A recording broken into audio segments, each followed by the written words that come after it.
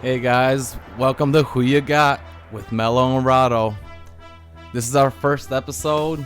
We want to welcome you in. MELO, how you feeling?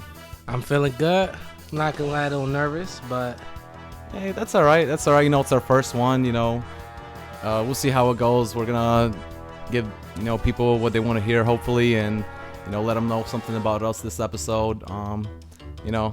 You ready for this? You think? oh yeah, I'm definitely ready. It's been a long time coming. Nice, nice. So, why don't you tell us a little bit about yourself, and then I could do the same. What do you think? For sure. Well, hopefully, everyone who's listening, or most of everyone who's listening, should know us a little bit. We do got a few random people, which we appreciate. Definitely love all the support. But my name is Mello, 28 years old. Really didn't fall in love with sports, honestly, until I was a lot older. I grew up with a lot of girls, so it wasn't a thing for me. But once I got to high school and college, it was pretty much over. Basketball, football, fighting. I just became a fan. And after taking so much of my life just talking about it with so many of my friends, I was like, you know what? Somebody else might want to hear what I got to say. So here we are. Nice, nice. Yeah, for me it was like a little bit similar with at least like a lot of the popular sports. I grew up in Bulgaria, and in Europe, most of the stuff they watch is soccer. Obviously, as the most popular sport. But it wasn't until like about I don't know 1996 when I first saw like my first basketball game. I was watching the Michael Jordan playoffs around 1996. And also the finals. That was like the first time I got my eyes on basketball. It was one of the most beautiful games that I saw. But then once I moved to the States, I started watching more football. Obviously fell in love with that. Started watching boxing, more fighting as well. And then there's also other sports that I still watch here and there. I still watch soccer, of course. Right. I love watching the Olympics, and who know even women's gymnastics, something like that. But I love sports. That's all I can say. I've loved sports for like at least 20 years, so Nah, here for to do sure. this too. I mean, sometimes I even find myself watching cornhole on ESPN. It's like, at this point, anything competitive could get me into it. I know. I mean, especially since like this whole pandemic was going on. Yes. We got to at least talk a little bit about that. There was no sports in the beginning. I I remember know. on ESPN they had like virtual games going on with the players. They were playing on 2K. I was still watching those. That's still Oh, I didn't interesting. even watch that. I I was good on all that. Oh man, I was waiting for something to come on. I was definitely I waiting did for something to come appreciate a on. lot of reruns that they played. Oh, that's for sure. Yeah. They definitely played a lot of reruns, so that was good. That was good. That's for sure. That's for sure. I loved. I mean, all the old finals games. Love watching memorable playoff games. Yeah, those were crazy. Yeah, I remember for a good month, ESPN did their thing, definitely. Yeah. But you guys are probably wondering how a kid from Rochester, New York, that's where I'm from, and another kid from Bulgaria somehow ended up making a podcast together. We've actually been friends for about 10 years now, I think. Yeah, it's been a while now. Yeah. We met when I was in college at Keuka College up in upstate Western New York, wherever you want to consider it. Him and his brother, they perform. Obviously, you can actually throw a little bit about what y'all do there. Yeah. So I mean, like I am also a musician, and I go around the country and I perform at different colleges as well as concerts with my brother. He's a hip hop violinist, and I'm a DJ as well as play a few instruments. And the first time I met Mello, I kind of knew that we were gonna hit it off. Went to this Sure. college. We were just we were there for just a night, but we happened to I just say be at a little party at the Right, college. right. A little college party, and we just happened to meet each other right there, and right away we started like talking. We started chatting about different stuff, even sports. Right away, I'm sure we did. I Oh, know yeah. we did. Sports has always been one of Of the main course. things that like we've always had that connection. Right, it always bonds people. It always does. Yeah, Either yeah, that for or sure. like it kind of brings people away if they're on the different teams. One or but the other, pretty even much. even rivalries kind of brings people together. No, for sure. Yeah. But yeah, we met each other then, and ever since we've been kicking it, and we've been talking about doing this podcast for a little bit. I know I've always loved debating people, and I know you always love talking about sports too. Oh no, for sure. Definitely, I've been wanting to do something like this for a few years now. Obviously, sometimes the pandemic might have helped some people, just finally pushing them to do some of the things they wanted to do with the free time they had. But it also was kind of the right person. You know, the original person I was supposed to do this with was not you, but it would have not been the show that this is gonna be. So like, sometimes everything happens for a reason, and like, I know, happens, like, yeah. I always say, like, we and you've been friends for 10 years. There's not one thing that we ever argued about or even got in a bicker, just anything about, except for sports. That's so Like, true. besides that, our relationship is just so Yeah, straightforward, we always easy. been cool. But somehow sports, I mean, obviously we don't get to the point where we want to fight each other, but like, Nah. you know, it's always been like, you just have such a different insight, and it's like, that's the beauty of sports, you know, like, people, different type of people from different walks and different, you know, places, they always see things differently, you know, they fall in love for different reasons, you know. It's just so, I mean, like you said, sports bring people together, so it's definitely That's so true. amazing. I mean, some of my like biggest inspirations, even in like sports debating, are Skip and Shannon, you know, For sure, and obviously Stephen A. and Max Kellerman. So you know, they never agree on things, but they're always like still friends. They're always like always cool with each other at the end. So I definitely agree with you out there. Definitely do. So I don't know. Let's why don't we get into it? Why don't we start doing what this is? Who You Got is about sports. So That's a fact, and it's NBA playoff time. that's right. The playoffs are starting. Well, first actually we do got a little hiccup, a little last year, the play-in tournament. Yeah, that's I don't know. Why don't you tell us a little about that? Because I'll be honest, it took me a while to even understand the whole format, and I even got it wrong a couple times, thinking I understood what was gonna happen. But you know, it's definitely not something that's just easy. So go ahead and explain that for us. All right. Well, yeah. I mean, it's definitely different, and of course, last year when there was a bubble and the NBA, you know, they played in Orlando. They also did have a playing tournament, but it was a little bit different. I'm just gonna play last year's. Last year's it was only 3 teams: the 7th, 8th, and 9th seed. And basically, if you lost 2 games, then you were out. So basically, if the 8th and 9th team played, whoever won that game would have to play the 7th seed. If they won, then they would go in. Right. So 2 wins and you're in on that one. This year, it's a lot different. You know, now you got 4 seeds that are actually fighting for 2 spots. So this year, you know, you've got the 7th and 8th seed and the 9th and 10th seed are playing games. The first 2 playing games are between those 2 teams. 7th and 8th seed are playing, and the loser of that game plays the winner of the 9th and 10th seed. And the winner of the 7th and 8th seed now just makes it automatically into the playoffs. So basically, 7th and 8th play. Whoever wins go to 7th. That's Whoever right. loses play the winner out of 9 and 10 for the 8th spot. That's right. And that game is for the 8th spot. So, I mean, if you win once, as far as the 7th and 8th, then you're in. As far as the 9th and 10th, you have to win twice to be able to get in. You know, so it's a little bit tougher for the 9th and 10th, but I kind of want to get your take on it. Like, how are you feeling about this playing tournament? You know, what do you really think about it? I mean, We'll talk about the teams later, but Right, as far as just the playing tournament itself, once they did it, I mean, I knew they were going to do it again since they did it last year with the bubble. But once I realized the format, at first I was like, it is what it is. But then as we started getting closer, I realized, you know, key injuries. Teams are just tired. You know, a squished up season. They started late. And, you know, a lot more games, you know. Well, not a lot more games, but a lot more games pushed together. I think they had a little less games this year. yeah, that's true. And then you got teams barely, you know, scratching and fighting, trying to get to a playoff spot. And now they play, you know, now they got forced into a roundabout tournament. You know, so, like, that's the aspect I don't like about it. But at the end of the day, I mean, you could be a 10th seed and still get into the playoffs. So, like, it is what it is. Like, at the end of the day, these guys do get paid millions of dollars. But I felt like this was the wrong season to kind of get that started. See, I mean, I got a little bit different take on it. I mean, I kind of see both sides there. I do see your side that, you know, it is crazy that a 10th seed can make it in a tournament. That is one thing that I'm going to agree with you on. I don't think you should be able to do that as a 10th seed.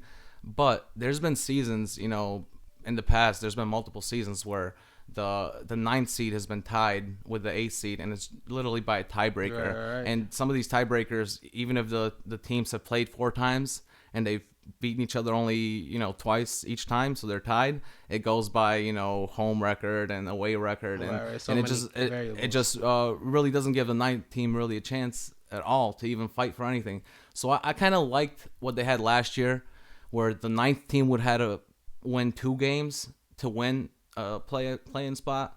Right now, to give the 10th team a chance, I think it's a little bit too much. Like, they shouldn't have done that. I feel like they should have kept it similar to what it was last year. I kind of liked that a little bit more. I was saying, like, I knew they were going to do it again. But then once they brought up the new form, I'm like, what is this? Yeah. Like, I don't even get it. Like, I honestly thought, like, the way it was set up, because, like I said, I didn't really read it right.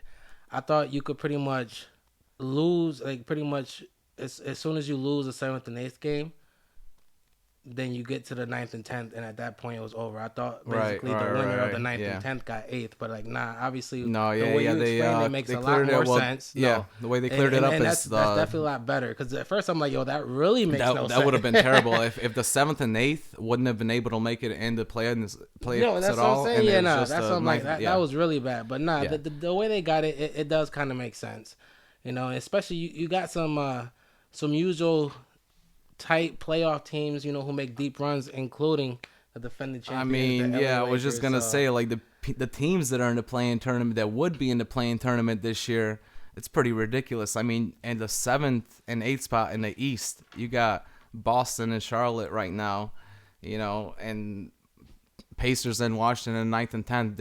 They're still gonna be around the same position, so they're gonna stay where they are. And you got the Lakers and the Warriors in the West.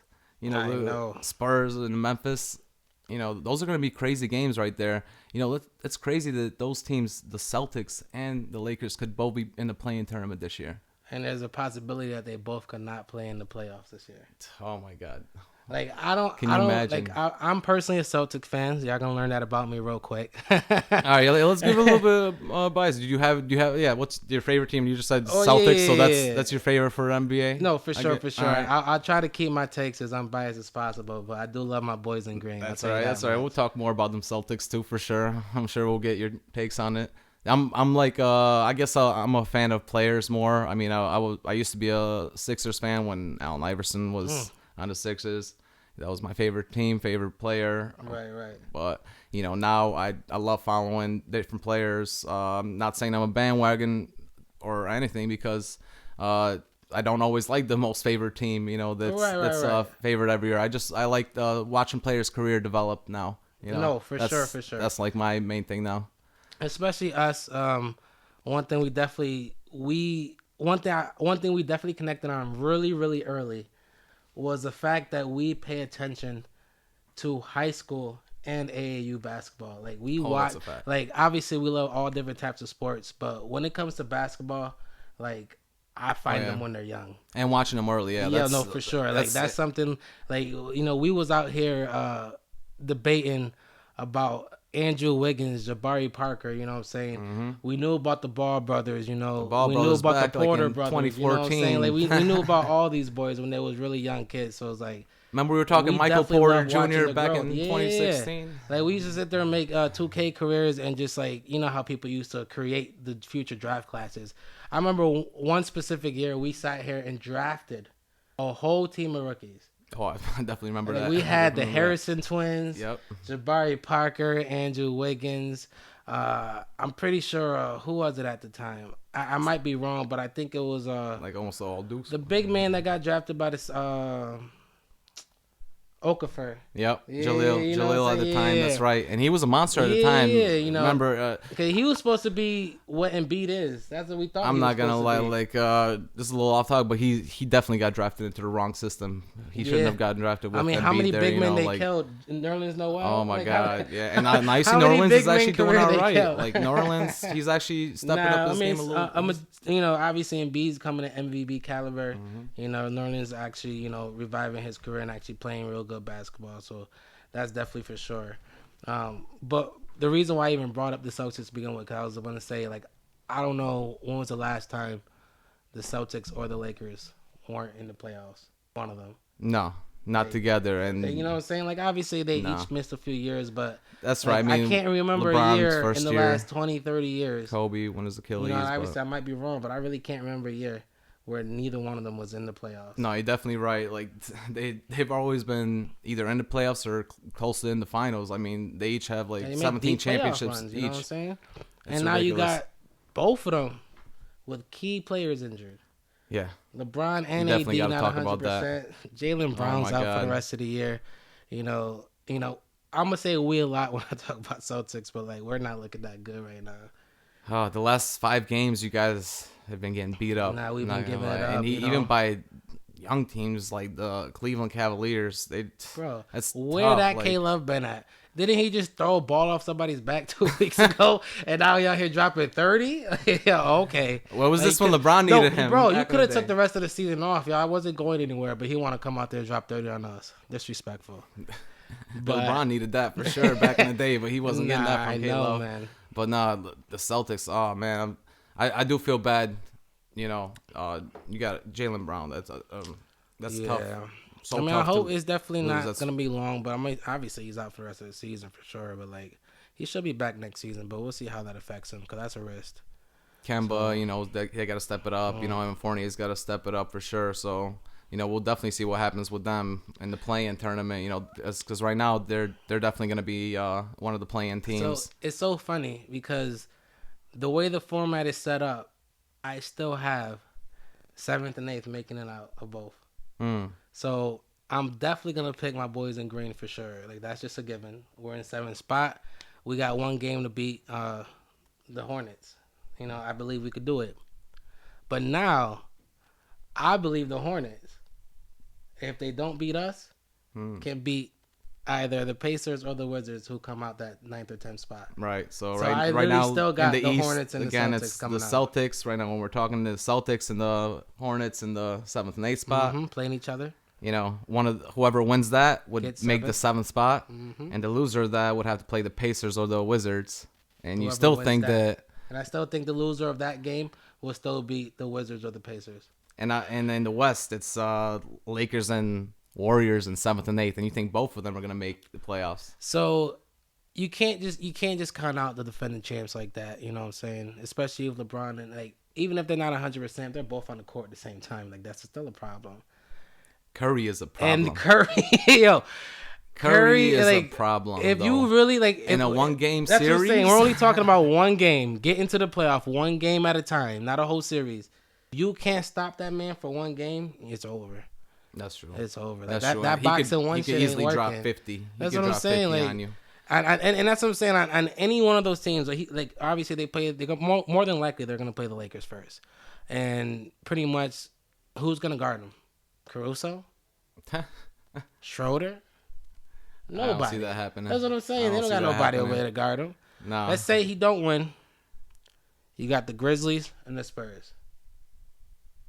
I mean, that's, you know, the Spurs, I think, could actually take that game as far as the Grizzlies and Spurs, so that would be the Spurs people be sleeping you on know, them. they could always win one game. You No, know, that's what I'm saying. Popovich, It's Popovich a is still one-game there. series. That's what I'm saying. Popovich can he can bring those matchups to you, and he can literally just you know, play for 2 games. That's all he needs to play for, In just a to make one-game it. series, He you got could. to worry about the one person who can take over. That's Curry. I gotta And that's say. that's what I'm saying. That's why I still Curry, got them coming out. 100%. And that's why I still got LeBron and AD coming out, because either one or both of them. And in one game, I got them. You know what I'm saying? Right. Now, obviously, there's a possibility they don't. You know. Right. But same thing. So now, obviously, the Hornets. I know that's an iffy pick.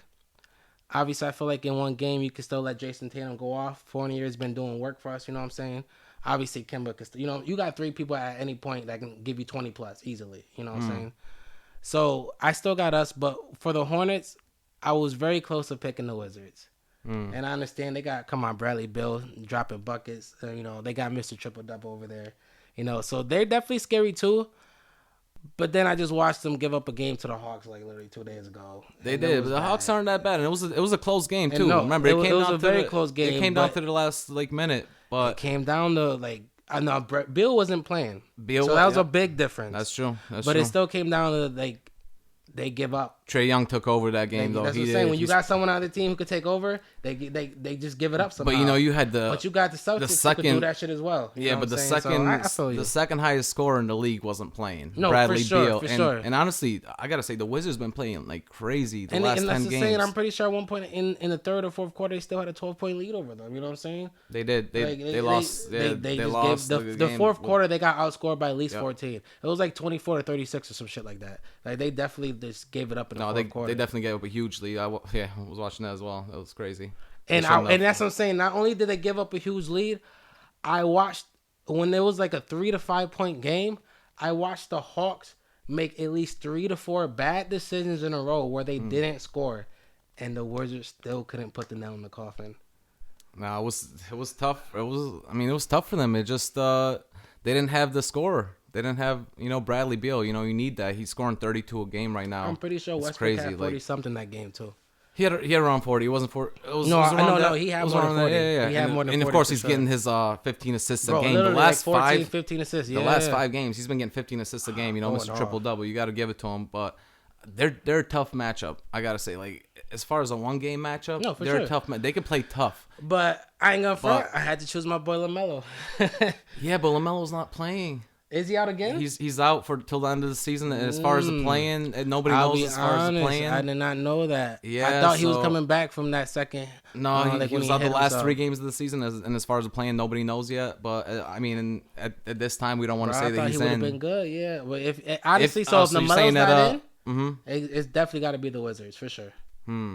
But no, because for me, LaMelo is that it factor, and I think give that man a chance. Factor. Like, bro, like I've been watching LaMelo since 7th grade. Like, people might hate him, they might hate his dad. It is what it is. My man loves the opportunity to shine, and then you got Scary Terry over there too. You know what I'm saying? Like, he can always put up points. That's what say. Give it a 1-game series. I love the way the Hornets play. Without LaMelo, that definitely have to be a default back to the Wizards. I'm gonna give that to you too, but I'm gonna say if LaMelo played against the Celtics, let's say the Celtics and Charlotte was playing without Jaylen Brown, I think the Celtics would take that game with LaMelo. Full strength Charlotte would take that game against Celtics. So I think the Celtics might have to play. But that's the thing. That's why I said Celtics, because even if we lose the first game, you guys could win. We could still win that second one. Like, right, bro. Like, I don't think this might be my bias coming out. I refuse to believe these niggas do not have it in them, or these niggas will allow themselves to lose 2 games in a row. Like, right. I understand you've been having a rough year. You know what I'm saying? But like, JT, you really gonna lose 2? It's tough to kick believe yourself in out the play, and it is. But I'm gonna believe, so I'll tell you right now, and this how I tell you, I always say it to the death of me. I've never been a bandwagoner, but I promise you, the reason I started watching basketball and the reason why I fell in love with the Celtics was the 08 squad that won the championship. So that's where it started. I'll admit that. I mean, shit, we ain't won 1 cent. Kevin Garnett. Yeah, we ain't won 1 cent. So but I'm still gonna bleed that green. I'll stick with them forever. And that's the thing. Like, for me, it wasn't a big 3. It was a big 4. Like, I didn't really know basketball too much at that time. You know what I'm saying? I didn't really start till I was a little towards teenage years, late towards high school and college.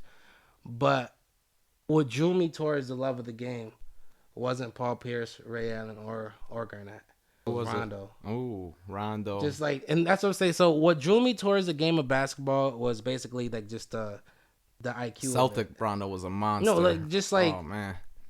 As I started watching the game, him being so young and being able to literally distribute to some of the biggest veterans in the game. And that, for me, I'm like, how is this nigga not the big 4? And also Doc Rivers giving him that power, giving it, that's Doc's not gonna do that just for anyone. So listen.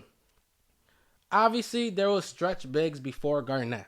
That's true. You already had Dirk. You know what I'm saying? Right, you already had people who, big men who could shoot. But him and Rondo on the pick and roll with the midi, they were nice. It was damn near unstoppable. They were nice. It was literally damn near unstoppable. Like, it was literally a time, and it was basically that time where anything between, I remember that. It was like a KD type of shit. Anything between 10 to 20 feet. This shit is KG going was in. hitting, yeah. The KG was hitting that shit. Or he was doing those one-handed dunks going in. You know what I'm saying? Over everybody. Yeah. But at that point, like, I'm gonna be honest, he started to revolutionize that was a great pick and roll team there. It was ridiculous because obviously Rondo's doing his thing. But like that's quickly, who you got on this one? Quick take. Who you got? Rondo and KG or Chris Paul and Blake Griffin at their height? Oh, Rondo and KG because Blake Griffin couldn't fucking shoot for shit. That's right. At the if time you he could stop him from rolling, then all you got to worry about is fucking Chris Paul. That's right. At the time he couldn't. Yeah, but those dunks were crazy though. Oh no, it was phenomenal. The athleticism was untouched. So those pick and rolls were nice from them, but it wasn't. Yeah. It wasn't like KD. It was a little different, but still. If like, you realize nice duo. he got his biggest highlights always came on when the confusion didn't know what to do with CP. Right. He was open. Right. You know what I'm saying? Right, that was just a little sign. No, just wanted to hear what your take. Yeah, because I think I agree with you too. And that's not even me being biased. No, it's strictly because KG could do more. I'm gonna say I agree with you because like the point guard. I mean, at that point, both of them I felt like were kind of at the same level. CP had better handles. I felt like assisting. You really can't. Some people give it a CP, but you gotta realize Rondo had a lot more people on his team. Yeah, I can see that. But and as far as career, Rondo was known as a defender. As far as career, you got to give it to CP. Oh no, all for around. sure. The long run, for sure. Well, as far as assisting, point guard, yeah. I mean, he's almost the assist leader, as far as top 5 right now. So you gotta give it to him. Suns are in second place right now. Nothing changed. We'll definitely talk about that. We'll definitely talk about the best teams. You know what I'm saying? Like that.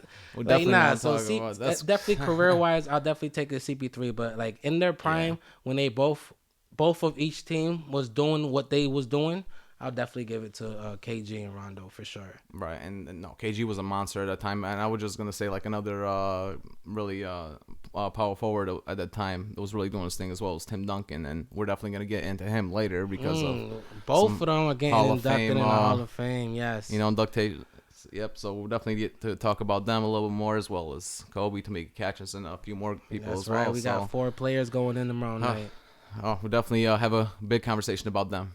Oh no, for sure. Yep. So let's get into like a little bit more of the rest of the teams that are in the playoffs. Like, who do you think is I don't know, who do you think is the best team right now in the NBA? As far as, let's say, who's the best team to play this season, and who's the best team at full strength?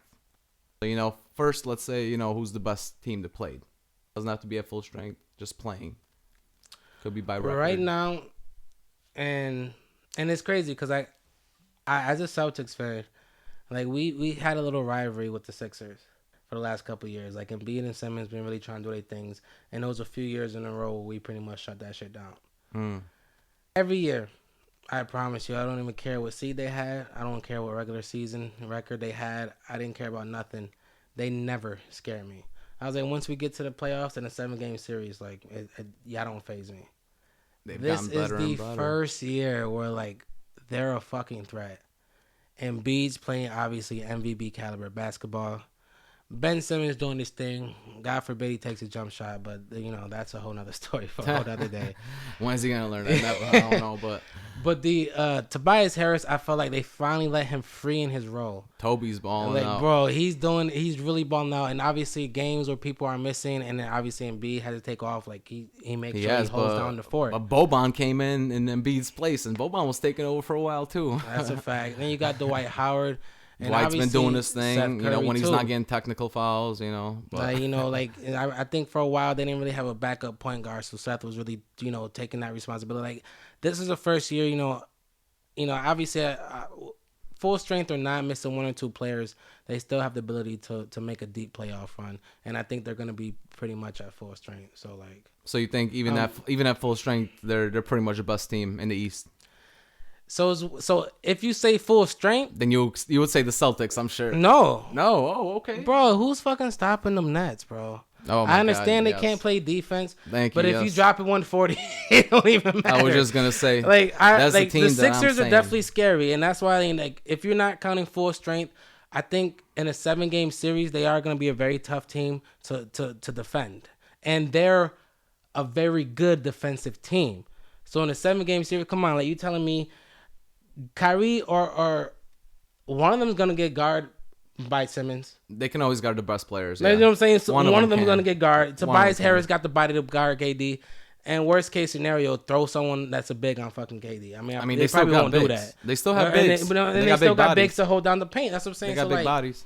Obviously, I don't know because it's between them two and the Bucks for me. But full strength, I definitely got the Nets coming out the East. So I was just gonna, and they're gonna be full strength for the first time this weekend. So I'm gonna give you that as well. So I think that the Nets as well. I think at full strength, the Nets are the best team in the league right now that we're seeing. I mean, obviously we haven't seen them. Jeff Green playing good basketball. But we haven't seen them at full strength though. This is right now when we're talking, only 8 games they played at full strength with Harden, with Kyrie, and with KD. The last one 3 months ago. That's right. And now when you're gonna see them in the playoffs, I think you're gonna see a whole different story. Like maybe the first round they're gonna start getting into it a little bit more. They might be a little bit off, so it might be a little bit longer series. And by longer, I mean one more game. Nothing crazy. Depends on who they're playing. Depending on the matchups, of course. But other than that, once they get into it, I think the second and third round, they could really tear up this league. And that's why I got them over everyone because once they get deep, and like you said, be the scariest they thing. could outscore anybody. Because they just really had battles with Milwaukee and the Sixers. But they got 3 guys that could take over at the end without being at full strength. They got 3 very guys. close wins or losses, battles with either 1 or 2 of their best 3 players, and most of the time it was just 1. That's crazy. That's what I'm saying. In the role, so before I could have given them everything, I had to see how the role players stepped up, and they're stepping up. I mean, obviously we want them to play defense, but shit, it is what it is. They can't be good at everything. No, I know. You can't have an offensive juggernaut of a team like that. You might as well outscore everybody. Obviously, we do want them to play more defense. But if they don't need to, though, literally, they don't need to. Literally, why play? Simple as that. I don't think they ever have to have a point at full strength. I don't think they ever have to have a point where one of them are not on the floor for 48 minutes. Oh, one of the 3 is gonna have the fucking ball in their hand. Right. And like I said, obviously the Sixers will be a good defensive team, but at the end of the day, who the fuck is stopping KD? No. Nobody in the league. Maybe somebody like Kawhi or maybe LeBron, like in a one game, tough matchup basis. But as far as anyone on the East, I feel like no, nobody on the East. Well, you gotta remember Giannis. Giannis is there, but he's more of a power forward, so he's not really gonna. They might put him there, and I mean, of course, I got to give him his props, defensive player of the year multiple times. A few weeks ago, they'll definitely put him on KD. But I think they both dropped 40 something on each other. So I was just gonna say, my pick, I think for the East would probably be the best team. Will probably be Philly as well. I gotta get that. When it comes to deepness, they might not be. They might be right there, tied with the records. But as far as who they have on their team, how they're playing, the system they're playing, how much better they've gotten from last year and from years past, seeing them playing against teams in the East and losing, and now they're actually winning those big games on TV. They scraped us this whole year. Yeah, they play teams year. This is the first year in a while, bro. I was so fucking pissed. They play teams like like Milwaukee that they've beaten multiple times. They played LA that they've beaten them as well. And that's what I'm saying. Obviously we know Brooklyn got the talent, but what they're missing is the chemistry and the playing together. So right now, if you gotta obviously they're gonna be the favorites, but if you gotta pick a great team, right? Not just great 3 players, you know what I'm saying? Right. Philly got a very well versed, very well coached. They're gonna do their thing. Got to give some love to Brett Brown. Oh no! Yeah. Definitely got to give some love. At the end of the day, I'm a fan. I have my favorites. I mean, it was tough. I'll dislike certain things as a Celtics fan, but I'm always gonna be a basketball fan over everything else. Exactly. I mean, nobody knew what was gonna happen when they let go of Jimmy. So people thought that they were gonna take a step back, but actually they did. In the bubble. I mean, you can't really. Like I said, you can't judge it as much. Even when they had Jimmy, I wasn't scared. Yeah. At that point, we had a better team too. We had Horford. You know what I'm saying? We had a better defensive team. I don't know if we had Kyrie at that specific point or he was still injured that year. But I was never really scared of them, no matter who they had, until this year. Right. And I said this before the year. They have a lot of depth. And then they proved me right by beating the season series over the Celtics. And now as we walk into the playoffs, I'm like, they could definitely make a deep run, especially the way they fucking lost the year before with the fucking Toronto. Oh, I know. I mean, well, that team was pretty stacked too. You know. And now wait, these niggas not even in playoffs. I mean, wild. Right now they took a step back too. You know, everyone on that team took a step back. Siakam took a step back. Honestly, Kyle Lowry's obviously getting a lot older, so I'm not gonna sit here and him. just make like a specific hardcore accusation, but I feel like Siakam has to learn another move besides that one. Yeah. I mean, he does have a little turnaround now, but he needs to step back a little bit more. He needs to take more threes. Obviously, they're not doing that. They have a young team right now. You know, they have a young team, so maybe they need a little bit more depth right now. They have.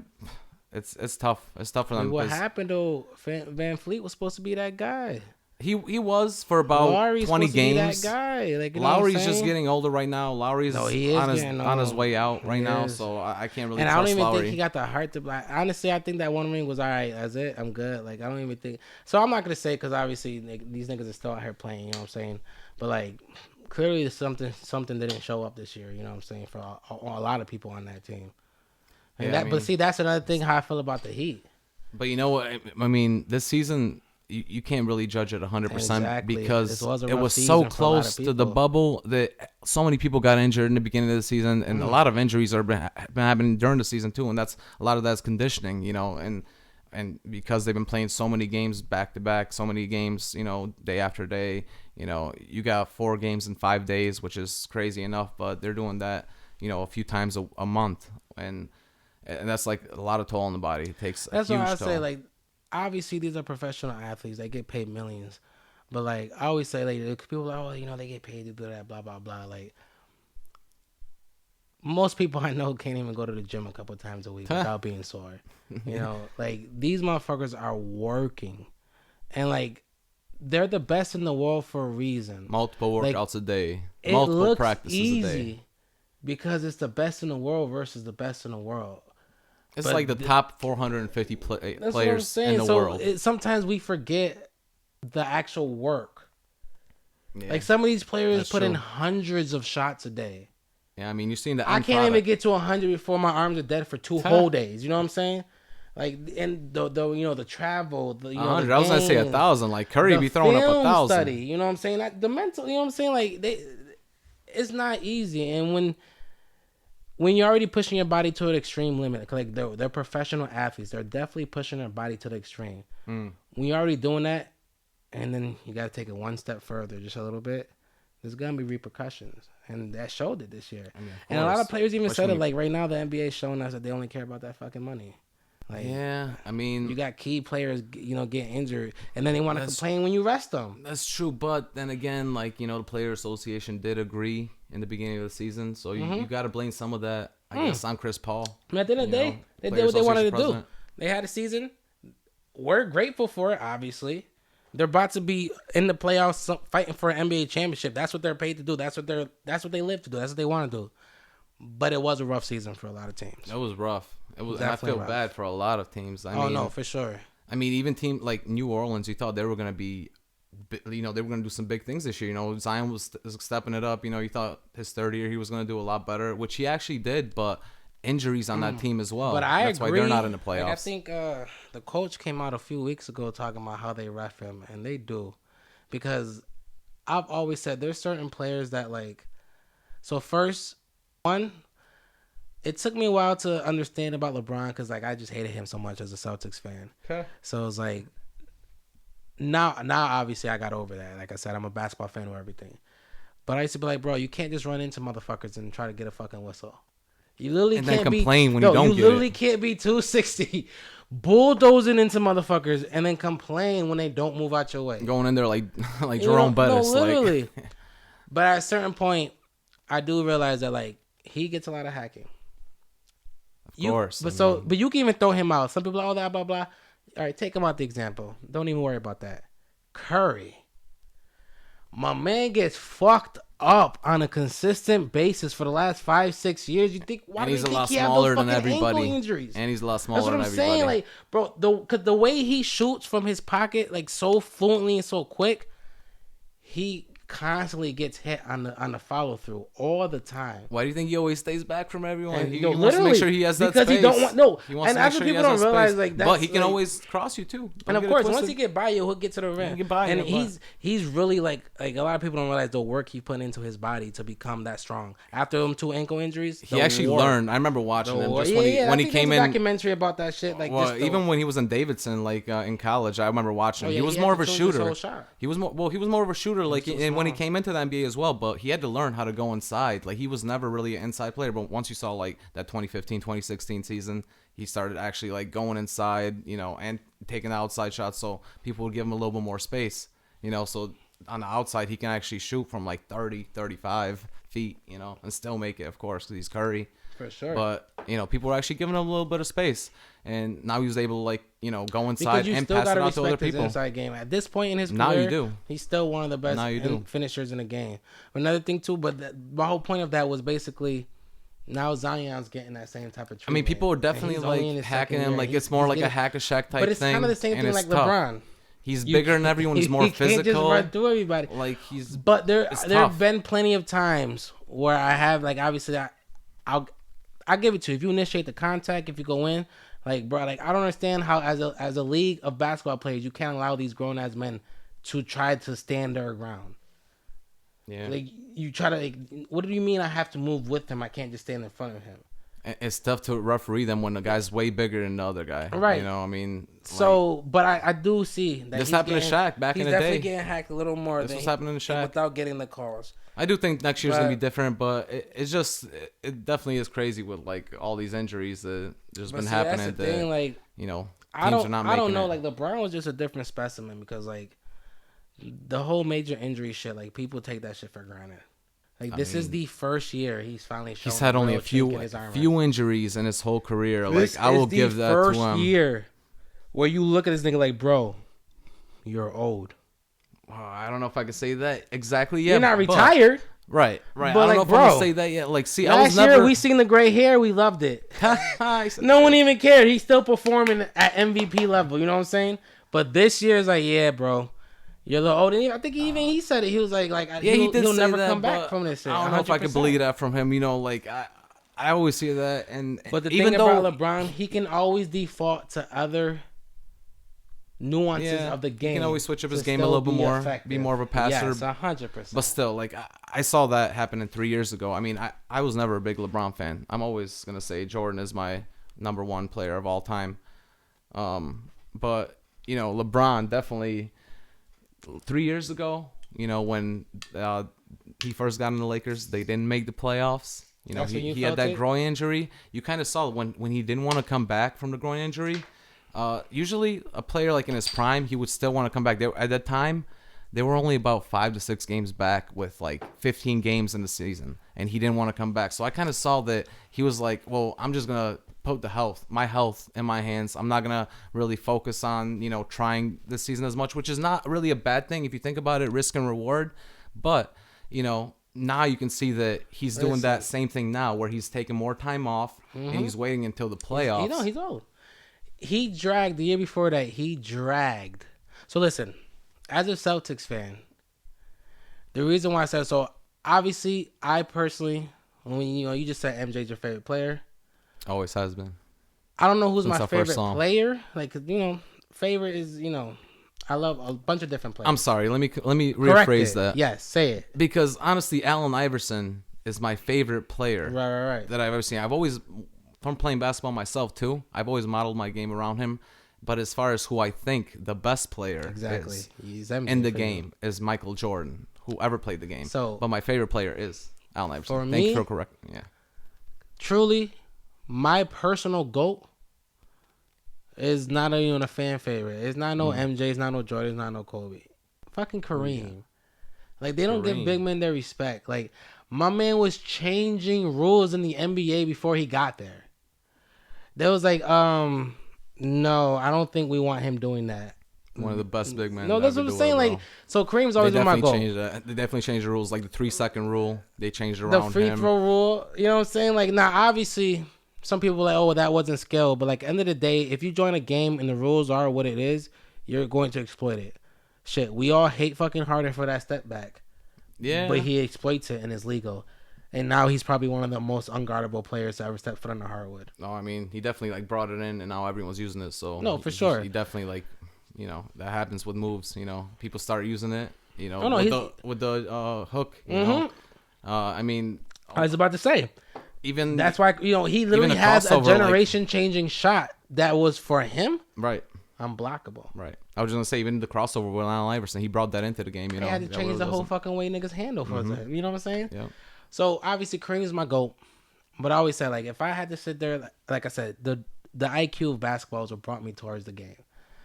So I always say, if I go to a scientific lab and I want to create the best basketball player, I'm creating LeBron with a jump shot, or just a little bit of jump shot, like a Curry jump shot. Yeah, and obviously a little bit of defense, because I think he does have the defense, but he just takes so much pressure on offense for a lot of teams for most of his career. I was gonna say, like, I would make like a Giannis size, like LeBron muscles and dunking ability with Curry jump shot and Kawhi defense. Oh. See, for me, I need like 4 or 5 players. Oh no, I know you can definitely do all that. Take the best from everyone. Man, this is Space Jam right here. I'm taking all their abilities. It's IQ for me.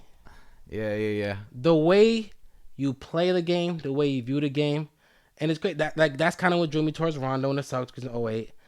And for so many years, I hated LeBron. But finally, like, bro, he's a GOAT, blah, blah. And I wouldn't even say, he's not the GOAT MJ is. Like, for me, it was like, fuck. One, I don't even, like, I understand what MJ brought to the table, but I personally feel like he's such a shitty person. Like, I cannot put him on that pedestal everyone else do. You just saw the documentary. You didn't like him. Before that, bro. I don't know. No, I mean he does. From an early age, niggas taught me about ego, the prison systems and shit and what he did, and I'm like, let me really look into what he does. I'm like, bro, this motherfucker don't do shit. Yeah, but fucking gamble. Try to make money. And God, I'm sorry, I know I'm talking about y'all GOAT, but clearly, like, I understand, like, bro. I mean, like, obviously, he does do that. For me, it's hard to say who's a GOAT over everyone because there's so many different type of players. I mean, you just gotta look at the game. Yeah. So for me, that's why I always said Kareem, because like I felt like to have such an impact on the game, one at different levels, because he was even getting shit changed in college, at different levels, and to even like just be that unstoppable. Now for MJ, I understand there's not many people in the history of the game who could walk on the court and be the best offensive player and the best defensive player at the same time, and 100% make a difference on both ends at all times. I get that. Bro, my man won 3 rings, took came the year on the off, court, won the 3 rings. Like, people I won't get say this. That. Players won't say this, but they were scared when he came on the court. They knew, bro. And if they weren't scared, and the way he talked shit was cocky, closing eyes at free throw lines. If they weren't scared, then right when he started playing and they would talk some shit to him, he wouldn't even talk shit. He would just drop 40 on. I was just watching. He would just drop 40, or maybe about how Reggie was young, was playing against him. And he thought he was having a good first half, and he literally said, he was like, I had 10 points, and he had 4. Right. And he was talking a little bit. Yeah, talking a little bit, A little bit much. This nigga just smirked at him. He said something about, his homeboy, obviously his teammate was hyping him up, and he said something about, he don't walk on water or something like that. That's right. And the game ended. Halftime. MJ had 4. Reggie had 10. The game ended and Reggie swears. MJ had 44. And this nigga had 12. And One he played bucket defense on him too. And got cooked. Scored 1 bucket and got cooked. MJ don't and then play. At the end of this game, this nigga nigga walked up to him. Don't never talk about Black Jesus. He said, that was the last time I ever called that man Michael Jordan. Call him Jesus. So like, I understand the what I'm saying, like Kobe was the same way. That's Kobe. True. I always loved the mentality. Iman Shumpert story where he was like, I'm guarding this man, and I got a couple steals, and he's not doing that nice. And I remember just thinking, I'm about to tell my brother how I did this and did that. I'm just doing my thing. And then Kobe came up to him in the beginning of the 4th quarter, like, you had a good game, and slapped him on the ass. And then basically did a whole like series of plays. Like I remember he said some like pass to the corner, or, bouncing off the backboard, some bullshit. Coach had to call timeout. He's looking at him like, "What do you want me to do?" So like I understand the mentality that those two players had and why people are so attracted to that. But for me, I've always been attracted to the right play. More technical side of the game, Yes. like the Nuances, intricacies of the game. the IQ. Yep. So that's why LeBron, like, as much as I tried to hate him, like, I specifically, I remember what it was that made me finally admit, like, fucking fuck, like, he's fucking great. Like, I can't get over it. Is when Kyrie was injured on the Celtics, Eastern Conference Final. Yeah. He single-handedly LeBron took over that series. LeBron did, and they pretty much. And it's funny because he had one bad game. They had nobody except they Kevin talk Love shit that about game. him, try to act like Marcus Morris, Marif, or no, was it Marcus?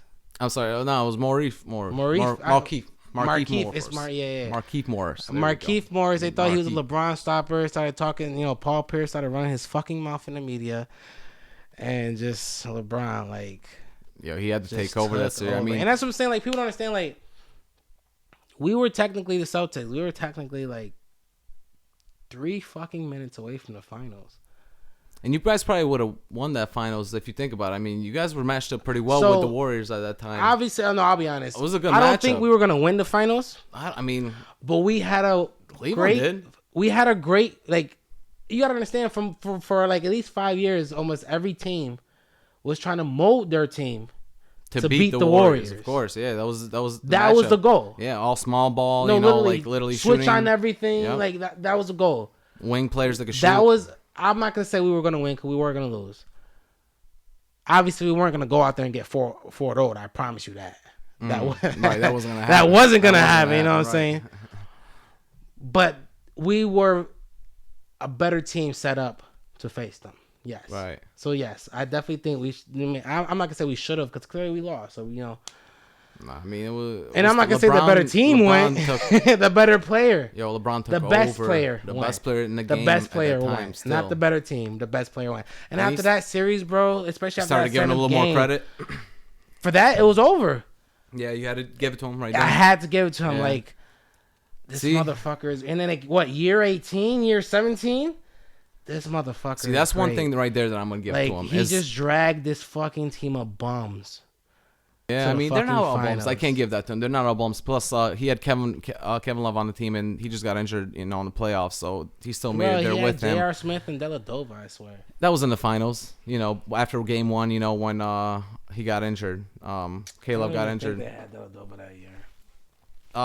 I think they did. He was just. Did they? Yeah, he was just. But I don't think obviously that one he year won before that he was a Curry stopper. Yeah, 2 years he just before wasn't that. as good. But at that point, they didn't even. He give a wasn't fuck. as good, right? Yeah, For sure. I wasn't even starting. Like, it don't They even still got matter. him, but no, I mean, LeBron took over that season, and you got to give him his props for sure. I've And so always that's looked why- at so, like- LeBron as his longevity, like his being in the league so many years and not getting injured. Like, yeah, okay, this season you could say a little bit different, but just him being in the league, being able to play at the same level, being able to distribute the ball, get rebounds, even And playing that's the thing, offensive. I felt like I'm not gonna say he ridiculous. took a step up, but he took a step lateral on the type of game he played once he moved to LA and got AD.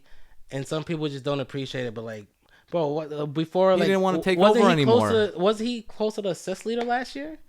No, I think he's got a little bit more, but he's getting Or was there. it this year in the beginning of the year he was up there with like 11 assists or like 8 assists? 8, yeah, he It was was like like 8 8. assists, yeah. He was So- it so, was like, getting like 9 at the beginning of the season. The type of you game he let's say started that, yeah. playing, and like, it was like I said, It was a beautiful game, great yeah, a little basketball. bit more different, more like a Magic Johnson type of game, a little more point scoring, but definitely distributing more. Oh yeah. And once he had AD in LA, he No, didn't it want was- to right. take over. It's He wanted easy. to just pass the ball inside and let AD take over because he knew that And AD that's the could one thing. do his thing inside. He can get rebounds and Because even get an offensive rebound. No, for sure, and that's the just put one it back thing in. I will definitely say about LeBron is like, because sometimes we see Kyrie take shots, and it's like, I understand. 'Cause like I said, I hated this man for so many years. I found every reason to say something bad about him. So Right. I was the whole, he was a horrible teammate. It's hard to play with him, blah blah blah. So I understand it is hard to play with him, but it's hard to play with Kobe. Oh, I mean, It's the best hard to play are. with MJ. The best usually are. And Yeah, when the I mean best them, usually like, are. they were a lot worse. Like, I ain't never heard some shit about another grown man telling another grown man you can't eat. Damn. Are you kidding Yeah, me? yeah. I mean, they had their little entrance. I mean, even Like- Kobe was the first one in the gym. Always tell people like, coming in the gym. Calling them You're bitch coming ass with me. niggas, you know what I'm saying? Don't Like, we- you know, I mean, and I get that. I get but that you know dog what? mentality. Like, if you really trying to win and that's all you're thinking about, like, you can't just be going to the club every night. You know, you can't be you know, for going sure. out. Especially like some of the young guys, like some of the young guys in the league. You know, they're obviously just trying to party in a little bit because they're trying to just enjoy it for a little bit. Honestly, some of them know before they really ain't- have to. some of them know they got the skill, but they know they're not made out of that stuff. So it's just about the money. I mean, usually right now it's tough to say, but it is. It kind of is. You know, it's why. I mean, nothing wrong with that because people should get their contracts right for now. sure. I mean, with I mean, all this all ad of them revenue put in going on, especially years of work. Yeah, decades. I mean, exactly. You know, they've been working elite at work, least 15 years. proficient at their skills. Playing for 15 years, and especially with NBA making all this money and everything else that's selling out, so they should definitely be getting their money. Niggas will talk shit about Pat Bev, talking about all he is a defensive player, not remembering this nigga used to drop 30. Overseas, killing niggas. Like, you get into your role in the NBA, and then, you know, the team. These are the what you're best players, supposed to like do. you said before. These are some of the best players to play. The best, you know what I'm saying? But niggas will sit here and say LeBron, like, they don't like playing with him. But LeBron's the type of teammate who literally would try to make everyone excel at what they're supposed to do. How you don't like that? I understand you might be mad because he expects a certain amount of you. See, But for if you me, want to it's be not a even dog, that. For me, it's not even that's my that. thing about Kyrie, because, like, obviously, I'll be honest, as a Celtics fan, Kyrie left such a nasty taste in my mouth. I was so happy when he got him because I understand you wanted to be that nigga. Right, you know. right. Well, he was for that season. Remember, And he then this was. And then playoffs he got came. injured. Some people shined. I understand the locker room came back next year a little off. It is what it is. We got back to the playoffs. Fuck all that. Put up or shut up. And the nigga go shoot us in the fucking hole. And then blame everyone else. Yeah, I understand. But he knew he was on his way out too. And that's literally He what knew it was, he was you know on what his I'm way saying? So out. it's like- So it wasn't all And that. then, Like I it was don't- his last year. He knew. I know, I feel you. And There's that's nothing he why- could do. And remember, from the beginning of the season, they were asking him like in a press conference. They were saying, "Oh, are you gonna stay here?" And he didn't even want to say that he was. No, he didn't. And that's because they didn't want to give him a contract. If you remember, like he was actually trying to he was trying once the to get season offered a started super contract. good, But they or a didn't little offer it to rough. him. I think it started good actually, and then it got rough. But once the season turned into like we got a lot of issues in this locker room because there was a lot of dogs who got a chance to shine in the playoffs. Oh, especially when he was out. Like they you still know, played and then better. they forced them back in the because the They moment played we had better. I Hayward remember, come back yep. as well. So now Marquise getting forced to a different role. Yep. Terry's getting forced to a different role. Marcus Smart's getting forced to a different role. Yep. Because there was a point like people don't realize after that season, Smart was trying to look for anywhere else to go. Yeah. I mean, he definitely stepped it up when Kyrie was out there. I remember So that that's what I'm season. He saying. definitely fucked stuff Yeah, up. so like It's crazy. Like I definitely understand that, and like I'm a type of person I don't fault anyone, like NBA players for doing what they're supposed to do. Man, they're in there for two things: money or a ring. Yeah. As Notoriety, fans, we yeah. want to see great basketball, so we hope y'all want some rings. We want some competition. Right. But at the end of the day, they always use a term. We weren't with them shooting in the gym, you know. So when I get mad about what certain players do, it usually comes from my view as a Celtics fan.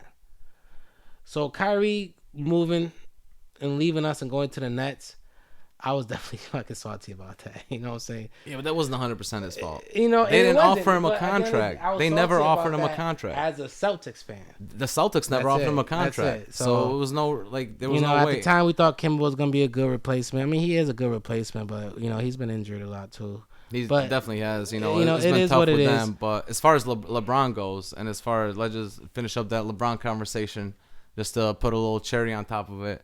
You know, I gotta give him his props. I would never want to give LeBron his props. You know, of course, I love MJ. I think he's a GOAT. I think he's definitely one of the greatest players to have ever play the game, as far as others. But MJ is the GOAT for me.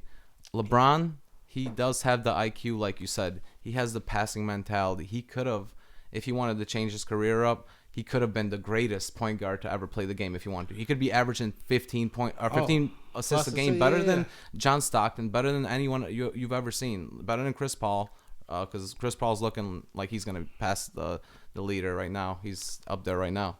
But LeBron was definitely the best IQ passer.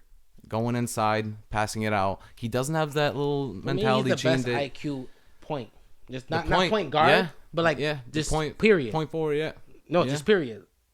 Best IQ in the game ever. If he would have That's took how I that feel. step that way, if he would have took the step that he didn't want to play that way, he wanted to play more, more of an inside game, and then now he's starting to take the threes the last like 5-6 years, but he was more of like an inside going. Well, I'm not even talking about how he gets his points, but I'm talking about just the mind he had for the game. Like, how many years we've heard so many stories about his teammates telling him that, like, he was just like, I mean, I heard Shumpert say some shit where he was like, LeBron was like, you do this, blah, blah, blah. You know, Shump, if he move, you know, you're going to be open, you're going to score. As far blah, as being blah. a coach on the, Just on literally. the, if you will, And coach on then- the court. And then the last few years, we done heard stories from the other teams. When DeRozan was talking about one time in the playoffs, he told one of their young rookies what the play was. He knows every team's playbook in and out, every person. You know what I'm saying? Like, and I'm pretty sure he has a photographic memory.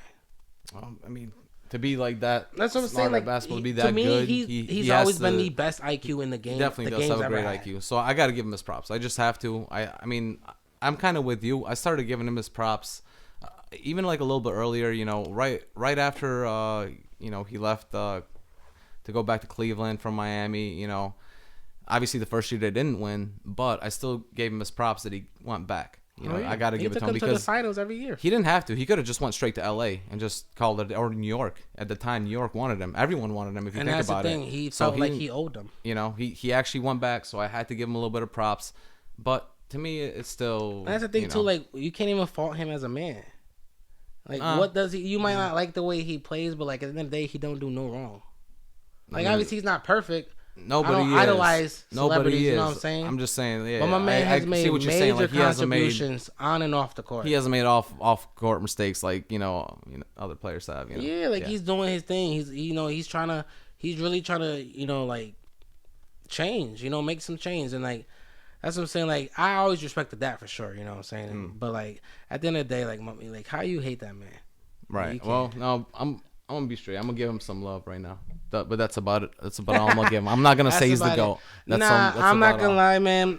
You wouldn't even catch me advocating for this man 5 years ago. Like, not even saying his name without an insult. I wouldn't be lying if I said me too, because that's the same thing with me. I didn't change. I wouldn't either. I changed a little bit, but still, I'm not all the way with you, because we'll definitely have our little LeBron versus Jordan debates a little bit later. For know, but what else do you think we gotta talk about tonight? We gotta talk about the Hall of Fame inductees that are going in. That's pretty important this year. This year, there's a lot of wrap it up. That's tomorrow. Yeah, that's tomorrow, and there's a lot of big names actually on the list. So I'm just gonna be naming some of the names that are on the list right now. Yep, there is 4 players and there's some coaches. So let's the first one's a contributor. It's Patrick Baumann. This is the 2020 Hall of Fame class. And then we got 4 players: Kobe Bryant, Tamika Catchings, WNBA player, Tim Duncan, and Kevin Garnett. And then we have 4 coaches: Kim Mulkey, Barbara Stevens, Eddie Sutton, and Rudy Tomjanovich. And those are the inductees for this year. And I just kind of wanted to go through and see if you wanted to talk about some of the players that. That's such a quality class. I mean, it really is. This is one of the better classes that I've seen, and obviously like some big names that everyone can really pull out of there. Some NBA players. I know WNBA players. Let's go through and like start talking about some of them. Who do you want to talk about first? Oh, you already know who I got, man. I got my boy KG.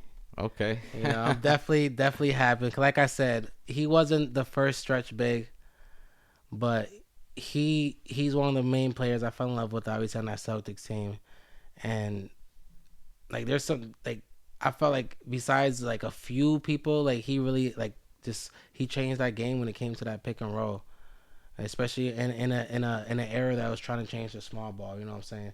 Like, obviously you got to give it. Like, I always think of Dirk when I think of KG, because like Dirk just stood time. You know what I'm saying? Like, he just pretty much he kept his style of play and didn't change it, and it didn't, like, obviously it didn't matter what the NBA changed to or brought to his way. Like, he was still gonna do what he was gonna do. But KG, obviously we talking about NBA champion 2008. 14-time All-Star, I think 15, but he played 14. One of the times he didn't actually make the game. One of those times he got MVP. That was in 03.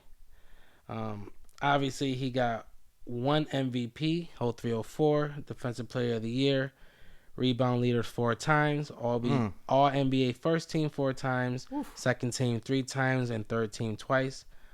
All defensive first team 9 times, second team 3 times, and then he made the rookie second team. So like, we talking about a revolutionary big man, absolute monster on the glass, great scorer, amazing defender, and NBA champion. You know, where can you go wrong? He's a monster. I just remember like even times when he was on the Minnesota Timberwolves. Oh, yeah, even had like crazy games against Dirk Nowitzki when he was actually killing them, really, because on the inside nobody could really do be as big as KG on the inside. You know, he was the original KG. Nobody really had a nickname like that. You know. Nah, I mean, he's the big ticket, you know what I'm saying? Yeah, people were scared of him, though. People, when they saw him on the court, they were scared of him. He was actually similar to a Kobe and a MJ, just from the way that he used to like to talk shit on the court. One of the best trash talkers. He probably passed the line majority of the time, but at the end of the day, he might have a few times. But I mean, his intensity is unmatched. Oh, I mean, unmatched. He definitely had like energy like crazy. He was always going 100%. Never stopped. And even when he went to the Celtics, you know, people thought that this was like the end of his career, but I definitely saw like a new side of him. He stepped it up a little when he started going on the outside and shooting those. You know what I'm saying? At that point in his career, bro, that's what I'm saying. Between him and Rondo, his middies were literally almost automatic. Yeah. He was shooting a lot of elbow shots. He was making them, obviously going inside still, but you know he had people on the outside. But Rondo was able to distribute to him even on the pick and pops instead of the pick and rolls. You know, that's a fact. Yeah, but we did have another big man, revolutionary, almost changed the game. I mean, the next one I want to talk about is actually another power forward, and it's actually Tim Duncan. Timmy D. Tim Duncan. I mean, how can we not talk about this man's accolades? Like, this man has 5 NBA championships. You know, he came into the league in 97, 98, and then he won it the year after. 98, 99, of course, they had a great big man at the time. David Robinson. Yeah. Of course, he was the main guy. But who's better to learn from? As far as a big man to come into the league and start being active and really getting better and better every year, it was Tim Duncan. 98, 99 championship, 02, 03, 04, 05, 06, 07, and of course that 2013, 2014 with Kawhi on the team. You know, he's got an MVP under his belt. You know, he's got a Finals MVPs. Sorry, 2 MVPs under his belt. You know, the 01 and 02 back to back. Sorry, I totally forgot about that one. 10-time All-NBA first team, 3-time All-NBA second team, and he's got a NBA third team twice. He's got 8-time defensive first team, 7-time defensive second team. He was the Rookie of the Year. He was on the all-rookie first team. And he's got so many other awards and honors that he's gotten. Yeah, I think he got 15 All-Stars, and one of them was an MVP. Yeah, I mean, this man has had a career, like, one of the greatest careers that a power forward would want to have, you know. He was always consistent. He never got injured. And this man would always give you a double-double every single night. He was probably the last old school power forward we've seen. Yeah, I mean, like that backboard shot, caliber, you know what I'm saying? That backboard shot, the bank is was always open for this man. You know what I'm saying? Like, and you know, when I was younger, I was like, I don't understand how someone can revolutionize a bank shot. I was like, the backboard is part of it. You know what I'm saying? Because obviously, like, that's what they teach you to hit. So they put it there you know for. I mean, yeah.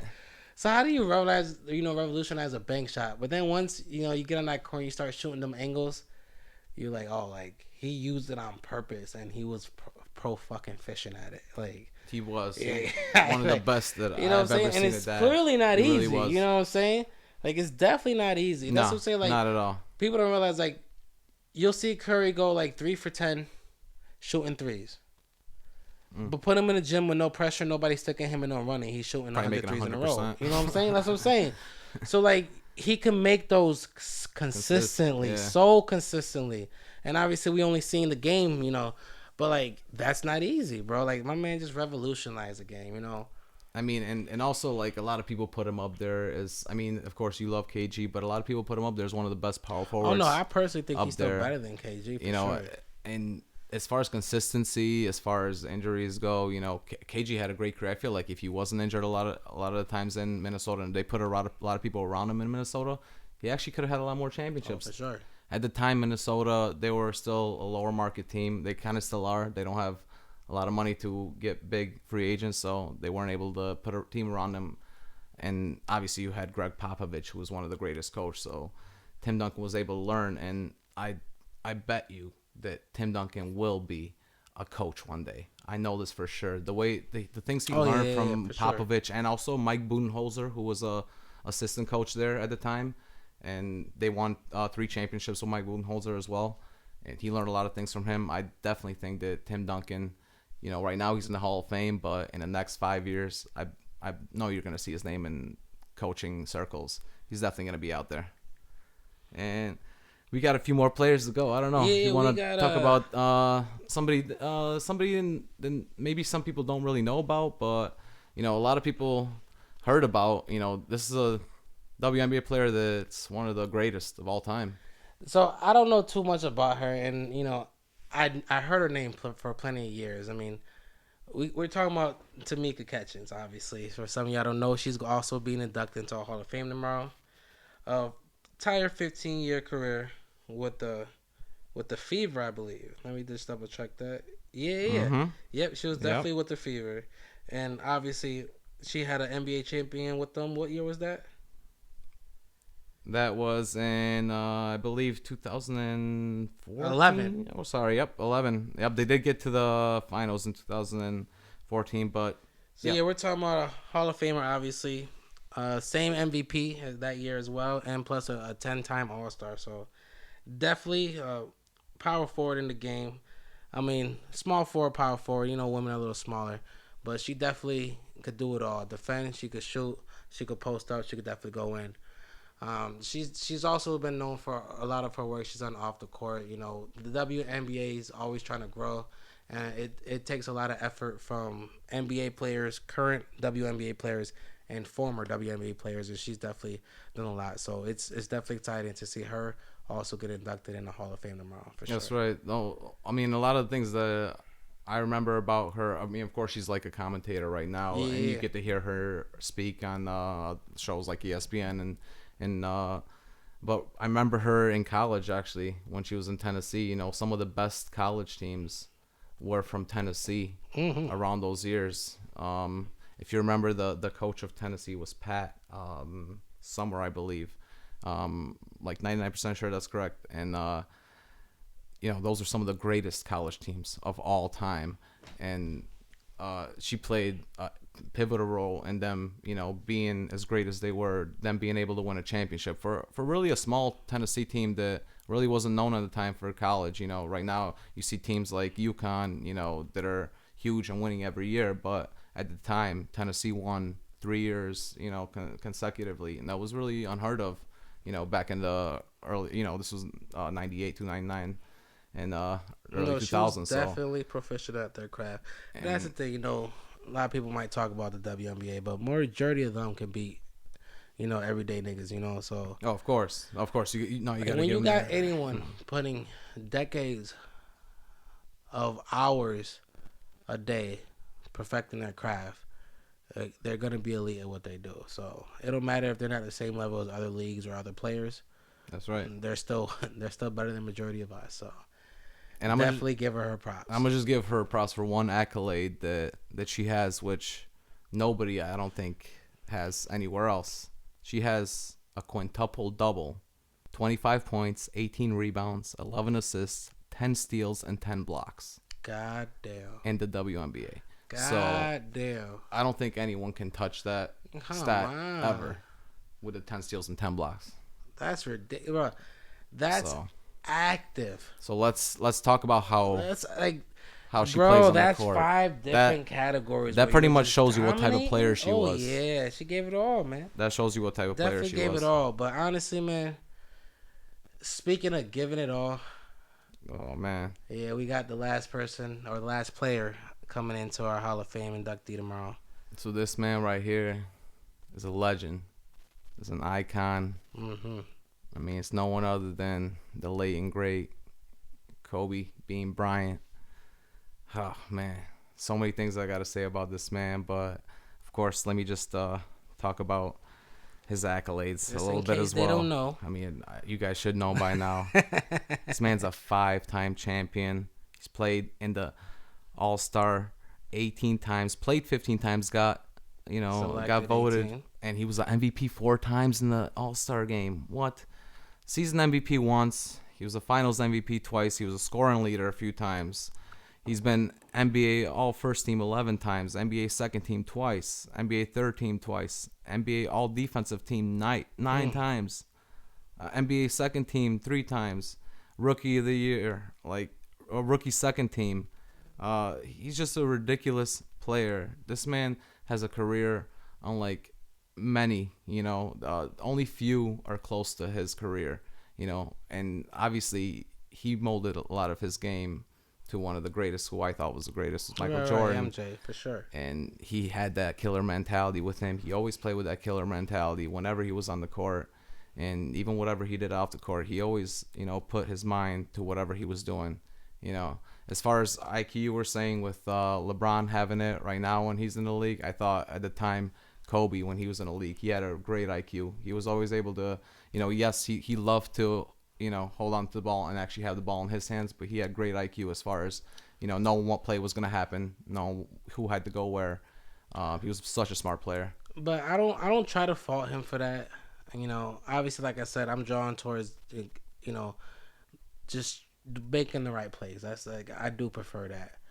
But one thing, like, people gotta realize that, like, what dogs like Kobe is like, when they take a shot, triple team or double team or fade away, they don't work on that Million for times. hours and hours upon end, because they know that's what they have to do. So, like, there is never a thing as outworking Kobe Bryant.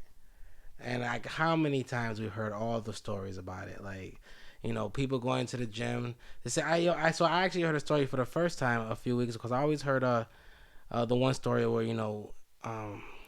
people go to the gym after teams and he'll be working out, and then he'll stay there until they leave and stay there for another hour, and then they come back, and, it's just things like that. But I remember a USA team, a story from D Wade. And Okay. he said they were all in the gym working out. At that point, you was traveling to a lot of media, so you really didn't get that much sleep. Right. They left the gym with about 3 hours of sleep. They left Kobe still there. I'm sure he wanted to stay there. What was he doing, you think? Working out. Of course. Yeah, he was working in the gym. out. That man was in the gym. They woke up 3 hours later. Jeez. Kobe's in the stands with ice on his knees.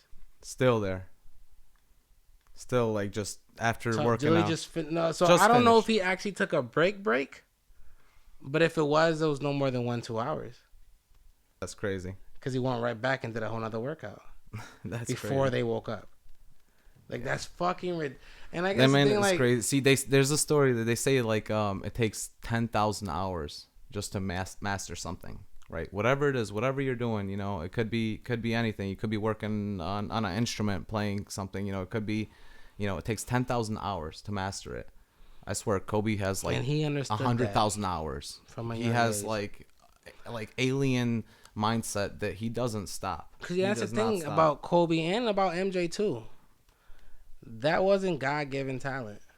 A lot of it was worked on. They had to work on it. You remember, Kobe wasn't like a USA player. Like, he was born in France. Like, he lived out there. He played out there. He was playing with grown ass men. With grown men. His dad was, an army officer, so he had to follow his dad. And he was playing with big guys in France. He wasn't playing really with high school kids out here. So he didn't really know the USA game until he was 18 years old and got drafted. So imagine, like, it's like somebody like right now it's a lot different. You got guys like Luka that are coming in from Europe and just tearing up the league, at 18 years old, but it wasn't like that back in the day. I would say, but Kobe did remember he did a South Marion. Yeah, he did. He did go to South Marion. Yeah, his last Because I year, remember his seeing, senior year, he did. yeah. Yep, his senior year, he went to South Marion. Yep, But not California. Kobe. That man is just, it's something else. And like, especially obviously because of the Hall of Fame, the last couple of days, you've been seeing a lot of media just, it's obviously posting about him, and it's like, it does pull at the heartstrings. And like I said, I don't really, idolize celebrities. Like, you know what I'm saying? Like, I never knew the man, but like, the impact he had on the game, and not even that, like, the impact he had on just people, like his mentality. Like, you know what I'm saying? Like, I can't tell you how many times I'll hear a Kobe highlight or hear a speech or something or a story and just want to go work out or something, or want to go That's like a fact. do something with my life. That's like, a fact. You know It what I'm just saying? Like, it's it definitely gives you that. contagious. Yeah, it definitely gives you that. He's so intense with it, but also so inspirational. No, with for it. sure. That's the thing. Like he inspires you in some ways, like in words that you don't think that will inspire you. Like he actually like shows you how he does it. His work ethic is the inspiration. And I actually started liking him more after he retired, because like he showed a of little what bit he was more on his doing. Yeah, of inside course. life, and you could tell he was trying to be a better father and a better husband. Yeah. Like I said, I understand everyone's not perfect, but when you have these celebrities, like athletes especially, He was working on it. He was working on it. all their lives are just shown to us. Yeah, like, of you know what I'm course, saying? yeah. Obviously, we don't It's know always in the everything, media, but we know a lot more than what the average person who lives down the street. How I know a lot more about LeBron James, Kobe Bryant, and MJ than I know about my own neighbor. You know what I'm saying? Yeah. So like, you see their lives. It's out and, there like, a lot more. Yeah. like I was personally, like, I was so excited to see Mambasita play once she get older, man. Like, that man, woman that was been about incredible. to be so fucking disgusting, man. It's really tough that we can't see her grow and watch her really enjoy her life, and you know that she was gonna go to UConn. Everyone knows that she was gonna go to UConn. Everyone knows she was gonna play in the NBA. Yeah. Everyone knows this. Like, Gene Noriyama said he was gonna pick her, right when she came in after high school, and she was gonna be a great player because of the way that she had that same mentality like Kobe. Kobe even said it that Gigi was the one that had the mentality. Like, of course, his other daughters, they're amazing as well, and they have other things that they're into, but who knows if they have characteristics from the mother's side, which they could, which is nothing wrong with that as well. But as far as the basketball side of things, as far as playing on the court, to have that Kobe mentality is an advantage. There was a certain point when he realized that she was gonna be a better version of him. Yeah, he even said it. He Obviously, said it himself. and like obviously, your kids pick up stuff from you, but when you're an athlete like that, and you train your kid to be an athlete just like you, and they pick up all the best parts of you, like that's just something magical. You know what I'm saying? Yeah, it's a how beautiful many thing, man. That's come on, like, something like wish Del for. Curry. Del Curry probably never imagined what Steph Curry was gonna be. I mean, he's got to be proud. Like, On one Del sense, Curry was a shooter for his time. You know what I'm saying? he's got to be proud, but then he's like, man, why couldn't I shoot like that back in the Like, day? he took the best parts of him and took it. So like, I think Kobe knew that was gonna happen with Gianna. Yeah, I mean, honestly, she played a lot better than her competitors in her age group. I mean, we all saw like highlights of how she played. She could shoot actually like crazy, Curry shooting. Did you see? That's crazy. That Did you she see had that MJ's young. last text conversation between him? I think I might have He heard just about it released actually. I don't know if he finally released it for the first time, but obviously a lot of things are making their rounds recap again. before us. Let us know. What was Yeah. it? So he said that Kobe hit him up, I think thanking him for the wine that MJ sent him. A lot of NBA players are wine aficionados, so that's the thing. Aficionados, or they like to just get drunk on wine. They make them. They like they kidding. don't. They do their I'm thing. kidding. Of course. I love wine too. And Shit, so I can't I'm lie. pretty sure Kobe thanked MJ for the wine, if I'm not mistaken. And then obviously MJ, they can house a family, blah blah blah. And then Kobe is like, great, I'm sitting on the sideline watching him scrape him like 48-12 or something like that. And so he's like, obviously. He was always interested in the game, bro. Even Always in the game. as a coach, just the aggressive mentality. Like, he's Always out here in the game. letting these girls scrape these other girls. You know what I'm saying? But for me, it's like, who do you think was at the forefront of that ass whooping? Mambasita. Of course. Like, you know what I'm saying? So like, yeah. So she was gonna be something else, man. I mean, And then obviously, I think we lost a full total of, was it 7 or 9 people on that helicopter? So obviously, I like to bring that up every time we do bring up those 2 deaths, because there was more people who lost their lives, including parents, children, brothers, sisters. So that's obviously sad. It was a terrible thing that happened, and to all the families and all the people affected, you know, we definitely give our hearts to them, because it's something you'd never want to see happen, you know, and the way that it happened, of course, it's a tragedy, sure. Huge tragedy, and a huge loss for all. And Kobe meant a lot to us, and a lot to you know, everyone in the NBA circles and in the NBA league, and us as well. And you know, let's just finish it off with like one quick good memory of a Kobe moment that you saw. And I'm just gonna say it quickly. Of course, there's so many, but just quickly, the final game that Kobe had, going for it all. Like, he knew it was his final game. He knew he had to give people a show, even though he shot a lot of balls. He had to give people a show, and he actually went at it, won the game, came back, you know, and got his points. Like, that was one of the greatest moments that I saw from Kobe. And just him, you know, being able to make that speech at the end, drop the mic. Great moment for him. So for me, like I said, I got drawn to the nuances, the IQ. So I was always in love with records. That motherfucker dropping 81. Oh, man. I didn't even think it was possible. Against the Toronto Raptors. Like, I didn't think it was like shit. I wasn't the only one. You know what I'm saying? Like, we didn't think it was even possible to come close. Like, 81? That was ridiculous. And that's just a testament of who he was. And like, he's just the type of person that it came to the point where, like, not many people can do this. Like, I understand you try to, you know, you want to inspire everyone. But at the end of the day, not many people can have the mentality he have. And he had the type of mentality when he put his mind to something, it was unstoppable. Now, I personally think everyone does have it in them. But that's not an easy trait to obtain. It's like they say, putting the pen to paper. That's so hard. You know, because you gotta realize a lot of people, like, shit, I wake up tomorrow morning, I won't feel like going to the gym. My emotions will take over my mind. And most people live their life like that. You know what I'm saying? Yeah. I mean, yeah, they'll do what they're supposed to do. But there's a reason why there's only that's only a small percentage of people in the NBA. Of course. Because they didn't just do what they're supposed to do. They did way more than that. They put the work in. Yeah.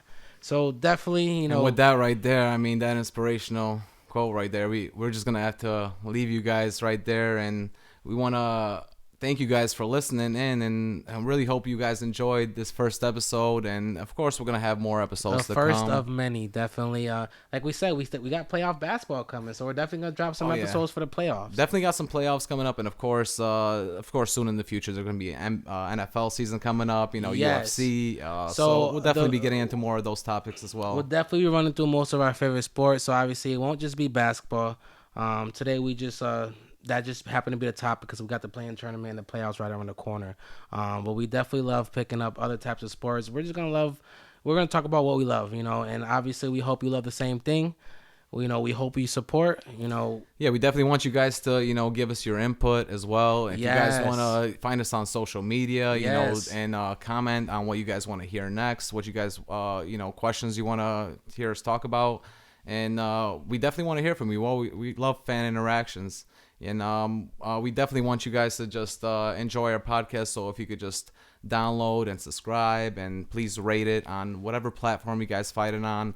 We're pretty much everywhere. So just type in who you got and you'll find us. So for sure, we definitely hope you give us a follow. So once again, man, this is our first of many episodes, the inaugural episode of Who You Got. MELO and RADO. That's right. Thank you guys for listening. Yes, and we hope to see y'all again, man. That's right. Download and subscribe. Appreciate you guys. Peace out.